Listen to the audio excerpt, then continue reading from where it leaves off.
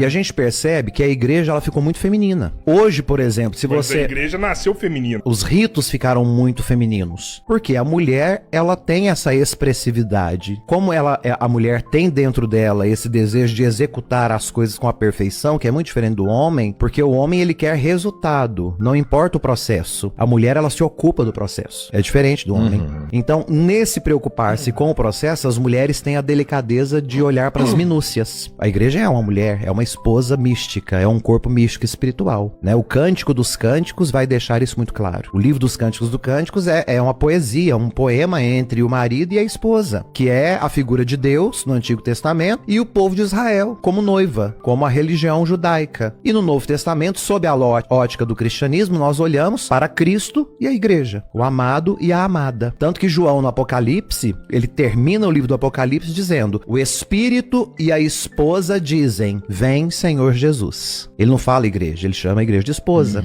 Então ele finaliza dizendo: o Espírito e a esposa. Quem é a esposa? A igreja. O corpo místico. Não é a igreja de paredes, mas é o corpo místico formado por aqueles que são batizados. Padre, Filho.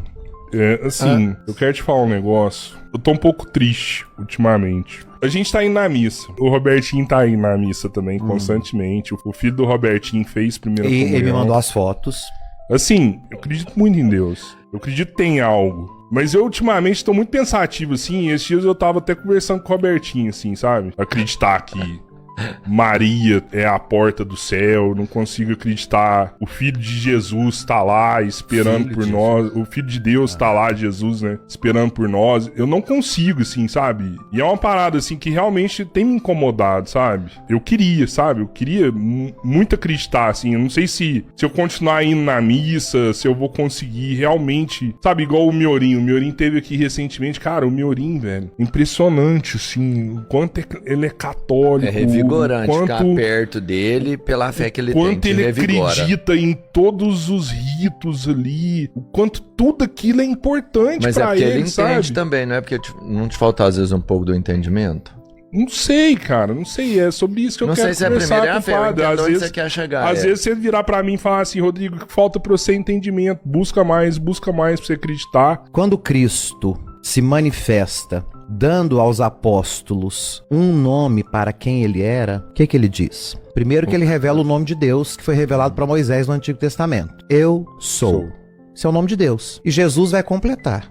Eu sou o caminho, a verdade e a vida. Eu sou o caminho. Portanto, ninguém pode ir a Deus Pai se não passar pelo coração do Cristo. Eu sou a verdade. Portanto, se eu não acredito na igreja que me transmitiu essas palavras de Cristo, eu já estou dizendo que ele mentiu. Porque ele disse que ele é a verdade. E quem transmitiu isso para que eu hoje pudesse falar sobre isso foi a igreja, não foi ninguém. É por meio da igreja que nós ouvimos que Jesus é a verdade. E ele disse que ele é a verdade. E se ele é a verdade, e essa verdade disse pela própria boca de que a sua igreja ia sempre estar de pé e que as portas do inferno nunca iriam prevalecer sobre ela, é a mesma boca que disse eu sou a verdade que está dizendo que não haverá inferno que prevalecerá sobre a igreja, apesar dos homens tentarem. Então, quando nós falamos que o nosso descrédito da igreja está ligado à humanidade, eu concordo plenamente, porque a igreja, como um corpo místico, ela é pura, ela é espiritual, tanto que ela está de pé há 2000 anos. Porém, os instrumentos que a conduzem visivelmente somos nós. Instrumentos totalmente falhos e muitas das vezes desnecessários. Por isso que Jesus deixa claro as portas do inferno. Mas de que Jesus está falando? Inferno, do latim, Sheol, no hebraico, Geena, no grego. Quem estudou um pouquinho de mitologia grega vai entender do que se trata o Geena, do que se trata o Sheol, que é traduzido por inferno, que é a ausência total de graça, a ausência total de divindade. Então veja, quando Jesus fala, ainda que por peso da humanidade tenta prevalecer sobre o corpo espiritual, não vai conseguir. Quando Jesus fala de inferno, as portas do inferno não prevalecerão, o inferno é justamente a ausência da graça. Que Santo Agostinho, no século V, vai escrever um tratado dizendo: de nada adianta você se esforçar se você não confiar na graça de Deus. Porque o que de fato nos salva e nos justifica é a vontade de Deus de nos salvar. Primeiro Deus se antecipa e deseja nos salvar. É o desejo salvífico que nos dá a salvação. Porque não basta ao homem querer. Tem que, em primeiro lugar, reconhecer que Deus primeiro nos quis. Nós apenas respondemos a este querer de Deus. A crise, ela nunca vai ser contra a igreja ou contra Deus. A nossa crise sempre será pelos homens que a representam, como ferramentas. Agora, quando nós entendemos que as ferramentas nem sempre são úteis, nem sempre são adequadas, nós não podemos jogar a matéria fora em virtude da ferramenta inadequada. Com certeza. A matéria permanece. Por isso, as portas do inferno nunca prevalecerão sobre o corpo místico de Cristo. Então, ainda que a ferramenta humana seja infértil, desnecessária, corrompida, não irão prevalecer sobre aquilo que é divino, sobre a graça. E aí talvez a gente possa entender a sua pergunta. Quando você fala, por que eu deixei de acreditar? Como que esses dogmas da igreja, Maria, porta do céu, que é esse termo que eu uso muito, né? Acreditar em Jesus como filho de Deus, eu volto na fala de Jesus. Eu sou o caminho, a verdade e a vida. Em que você acredita? Se aquilo que você acredita for verdadeiro, não pode haver uma verdade fora daquilo que o Cristo ensinou. Eu sou a verdade. A boca que proclamou que era a verdade me diz que a sua igreja é aquilo que vai me conduzir. E aqui nós vamos entender por que nasce na Idade Média, início da Idade Média, o axioma extra ecclesia nulla salus. Extra, do latim, o que está de fora. Ecclesia, a igreja. Nulla, nenhuma. Salus, de salvação. Então, fora da igreja não existe salvação. Da igreja, corpo místico. Por quê? Quem recebeu o depósito da fé? Aí nós vamos voltar na instituição de Pedro como cabeça visível dessa igreja. Por isso eu te digo, Simão, filho de João, que tu és Kéfas, pedra, rocha, firmeza. E sobre essa firmeza eu edificarei a minha igreja. E as portas do inferno nunca prevalecerão sobre ela. Veja que Jesus faz o que com Pedro? Muda o nome. Já respondendo uma pergunta que vocês me fizeram. Por que o Papa tem que mudar de nome? Porque Pedro mudou de nome. Que é para demonstrar que o homem antigo já não está mais ali. Quem está é o que foi constituído por Cristo, na ação do Espírito Santo. Portanto, ao acreditar que Jesus é o Filho do Deus vivo, você já está proclamando a fé da igreja, porque foi isso que Pedro respondeu para Jesus. O que eles estão falando a meu respeito? Cada um respondeu o que estava ouvindo. Pedro entrou de rompante, porque ele tinha um rompante dele. Nós cremos que tu és o Messias, mas todo mundo crê. Todo mundo está esperando um Messias, mas que Messias era Jesus? Um político? Um socialista? Alguém que estava muito inteirado com o Império Romano, que queria apenas sentar-se na cadeira do imperador? Um governante?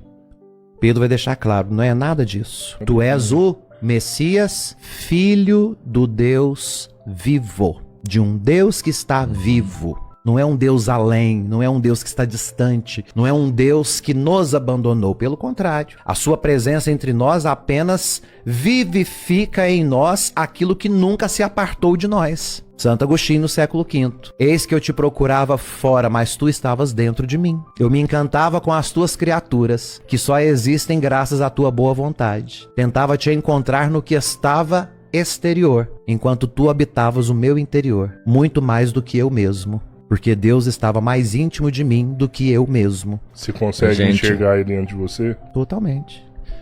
Se não fosse a graça de Deus, você acha que eu estava nessa mesa hoje, Rodrigo? Vocês dois que conhecem a minha história, porque afinal de contas, hoje eu sou o que sou por conta dessa mesa e por causa de vocês dois. Se hoje eu tenho o que eu tenho, o trabalho que eu faço, e se eu cheguei para tantas pessoas que inclusive estão nos assistindo, é porque vocês me trouxeram um dia nessa mesa. Então, se alguém me conhece, na minha particularidade, são vocês dois, porque eu nunca menti com vocês na mesa. Vocês me conhecem nem melhor fora da mesa, que muito, nem fora da mesa, porque eu não dou conta de mentir. Eu tenho preguiça de mentir, porque eu acho que mentira gasta muita energia. Como que vocês podem achar que eu não tenho a experiência de Deus? Eu sou o resultado da graça de Deus. Meu trabalho é resultado da graça de Deus. Eu falava isso com o meu bispo hoje. Falei, Dom Paulo, eu estou impressionado com o poder da internet. O quanto eu fui acolhido por pessoas de outros países que conhecem o meu trabalho. Eu passava na Praça de São Pedro, no meio daquela multidão de 100 mil pessoas nos dias do conclave, foram 2 dias de conclave. Eu passava, as pessoas me gritavam pelo meu nome. porque acompanham os nossos cortes. E uma coisa interessante, que eu falei isso pra vocês, mas talvez eu tenha falado de relampejo, vocês não se deram conta. Mande um beijo para os meninos.